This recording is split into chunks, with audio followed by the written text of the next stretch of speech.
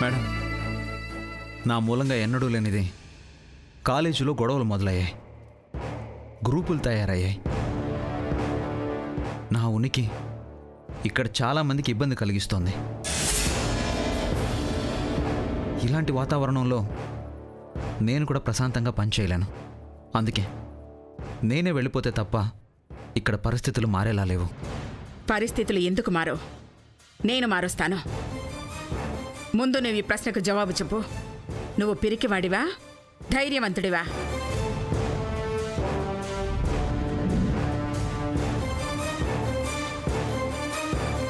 పరిస్థితులు ఎదురు తిరిగితే తల వంచి పారిపోయేవాడు పిరికివాడు.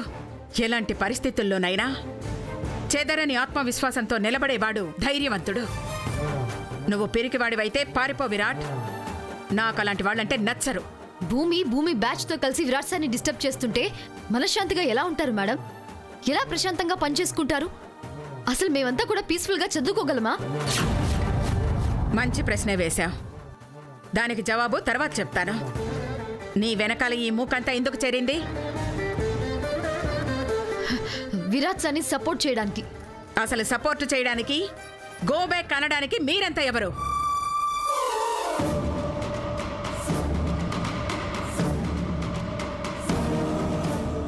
మీకేం హక్కు ఉంది?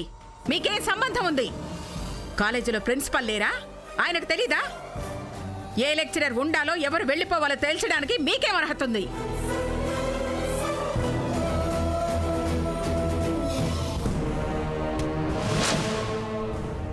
ఏంటిది?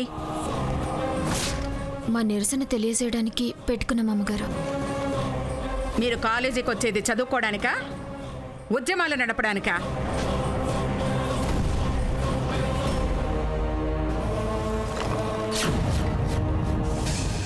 నన్ను ద్వేషించడానికి, చెయ్యిని నేరానికి నన్ను ఉరికమ్మం ఎక్కించడానికి, నా మీద ప్రతీకారం తీర్చుకోవడం కోసం కాలేజీని వేదికగా మార్చుకొని అందరి దృష్టిలో వీరనారిగా గుర్తింపు తెచ్చుకోవడానికి. నాకే గుర్తింపు అవసరం లేదు విరాట్ బాబు. వీరనారిగా పేరు తెచ్చుకోవాలని ఆసక్తి అంతకన్నా లేదు. మీరు కొంచెం మర్యాదగా మాట్లాడితే బాగుంటుంది. షడా భూమి, నువ్వు నాకు మర్యాద నేర్పిస్తున్నావా? నువ్వాగు విరాట్. భూమి, ఇది మా కాలేజ్. ఇక్కడ ఎలాంటి వాళ్ళు ఉండాలో, ఎలాంటి వాళ్ళు ఉండకూడదో మేమే తెలుసుకుంటాం. ఇక్కడికి వచ్చేవాళ్ళు కేవలం చదువు మీదే దృష్టి పెట్టాలి. అలా కాదని మీ అభిప్రాయాల కోసం కాలేజీలో గ్రూపులు తయారు చేసి ఉద్యమాలు నడుపుతూ, నినాదాలు చేస్తూ, క్లాసులు బాయ్కాట్ చేస్తూ, లెక్చరర్స్ని ఎదిరిస్తూ ఉంటే చూస్తూ ఊరుకోం.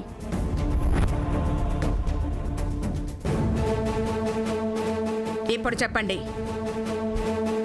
చదువుకోవడానికి మాత్రమే వస్తే లోపలికెళ్ళండి.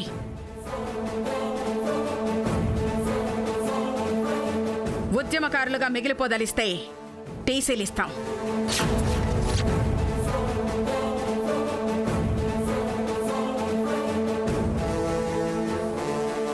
గేటు బయటకెళ్ళి ఉద్యమాలు నడుపుకోండి.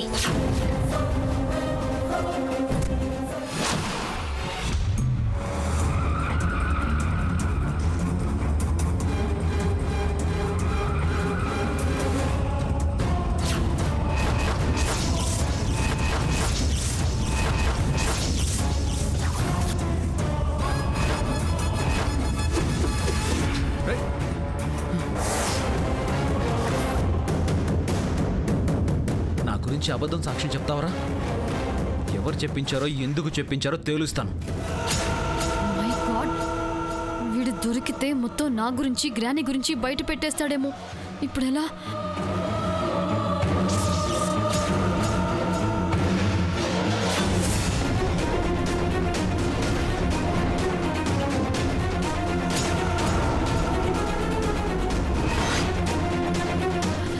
మై గాడ్, విరాట్ సాని చరణ్ ఏం చేస్తాడో ఏంటో. వాడి మొహం మా అన్నయ్య చేతిలో ఇవాళ వాడు చేస్తాడు. వాడు చేస్తే విరాట్ జైలుకి వెళ్తాడు. వాడు నోరు విప్పితే నేను జైలుకి వెళ్తాను. నోనో, మనం ఆపాల్సిందే. పద.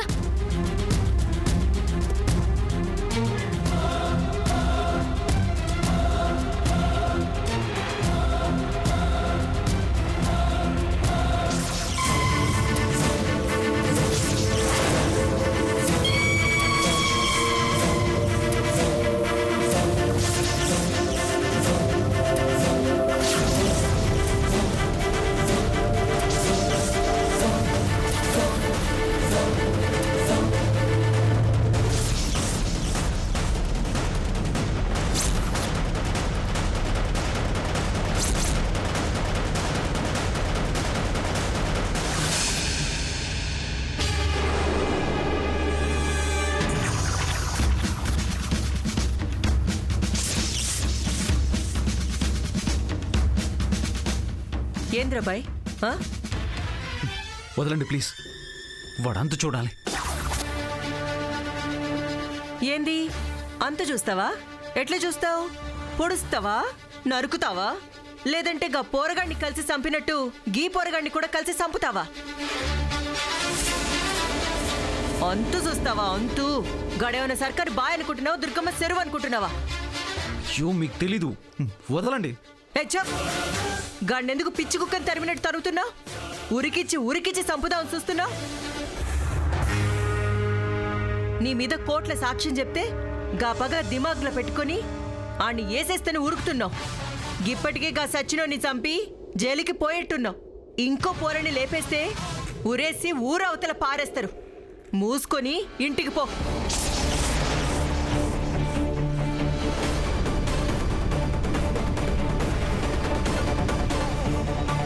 ఇగో మల్ల గిట్టగా పోలగన్ జోలికి పోయినావనుకో బిడ్డ, బెయిలు కాదు జైలే. సమజైందా? యాదుంచుకో.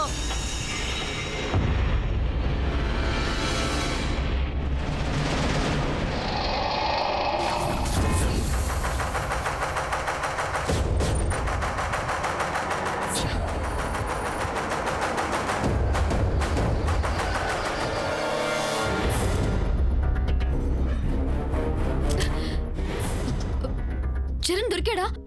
దొరికితే నేను చేతులు ఊపుకుంటే ఎందుకు నించుంటాను? అనవసరంగా మిస్ అయిపోయాడు.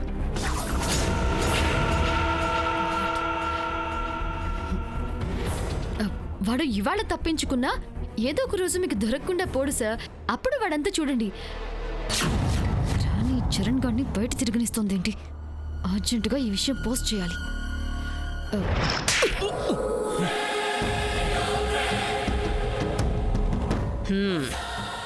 మంచి పని చేసావురా.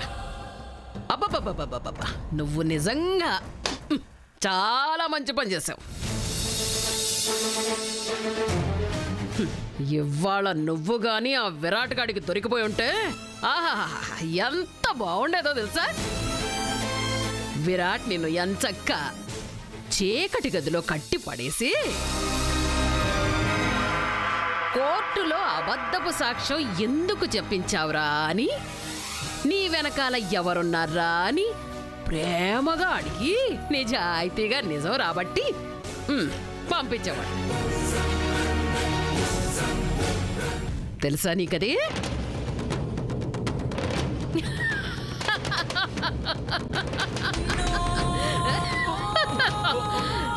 నువ్వు నీ వెనక నేను, నా వెనక బిల్లు, బిల్లు వెనక మల్లు, మల్లు వెనక అవంతిక, అవంతిక వెనక నందిక. అందరూ ఏటీఎంల ముందు బారులు తీరిన బ్యాంకు బాధితుల్లాగా క్యూ కట్టి జామ్ జామ్ అంటూ జైలుకెళ్ళుండేవాళ్ళం కదరా.